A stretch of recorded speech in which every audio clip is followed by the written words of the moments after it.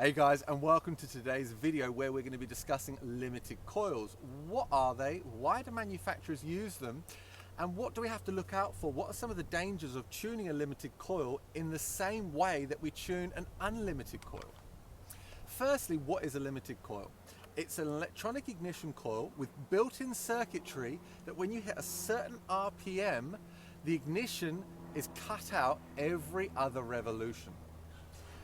When we tune a two-stroke, typically, we will take it to the point where it no longer four strokes. We'll then richen that high-speed screw back up again until we can start to hear it four-stroking, and then we can get it under load to fine-tune it.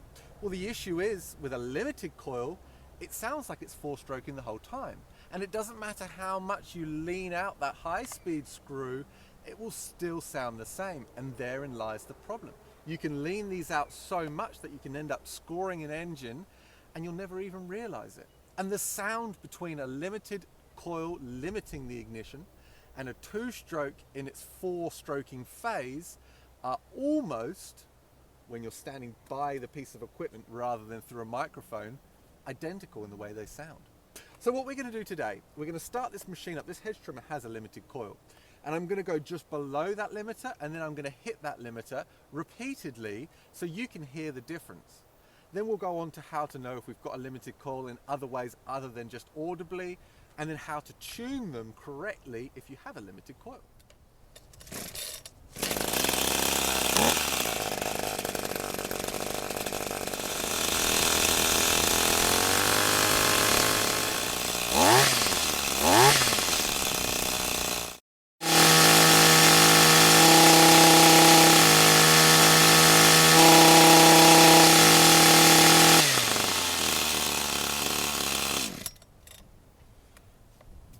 I'm not sure how clear it came across on the audio there, but to my ear, yes, I can hear the difference, but I know what I'm listening out for.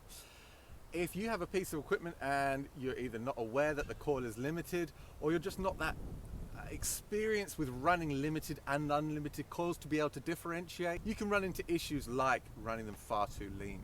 So how do we know, other than audibly, which can take time to build up, do we know if we've got a limited coil? Well, if you're running a Husqvarna piece of equipment, their blue coils are limited and their black coils are unlimited. That's the first way you can tell.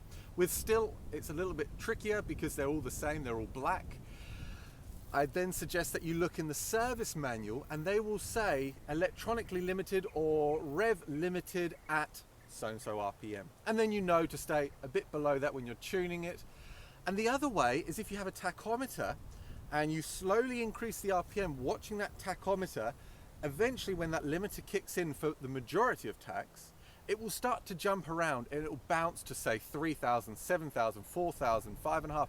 There's no set RPM, and that's the limiter that's messing up the tach. The Stihl EDT 7, 8 and 9 can all read limited coils, so that's not going to work if you own those tachometers.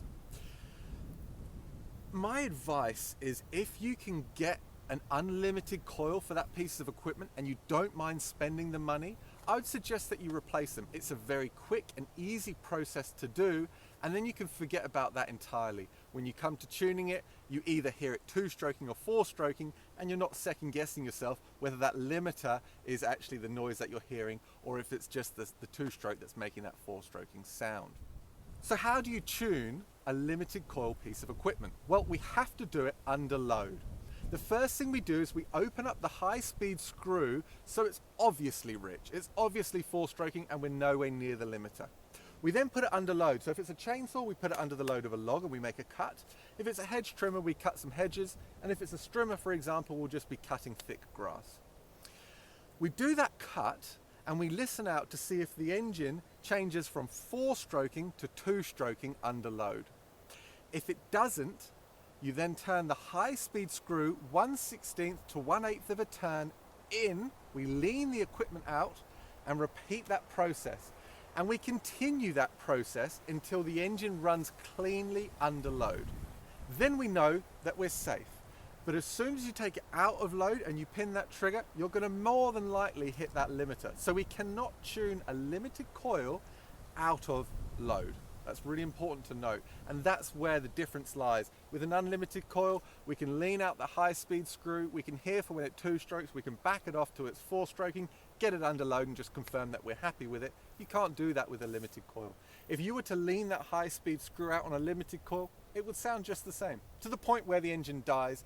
And if you aren't that far, there's a very good chance that if you're lean or you're to the point where the engine dies, somewhere in there, you can score that engine very, very quickly. My advice is, if you aren't confident, take it to someone that is. Take it to someone that knows what they're doing, someone that you can trust, and then ensure that you're not going to damage that expensive piece of equipment.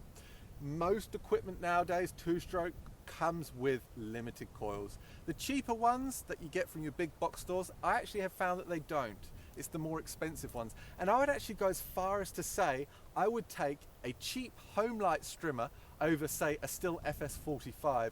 Both of them are for home users. You would think the Stihl is much better and it would be better made. But the limited coil is very frustrating to work with. It can be tricky to tune. And I personally prefer having full control over that engine, limiting it by the high-speed screw and not what the ignition coil wants me to do with it. So there we go. That's a limited coil. That's why they are used.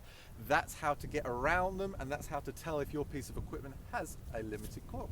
I hope it helps. Hope you enjoyed the video, and I'll catch you in the next one.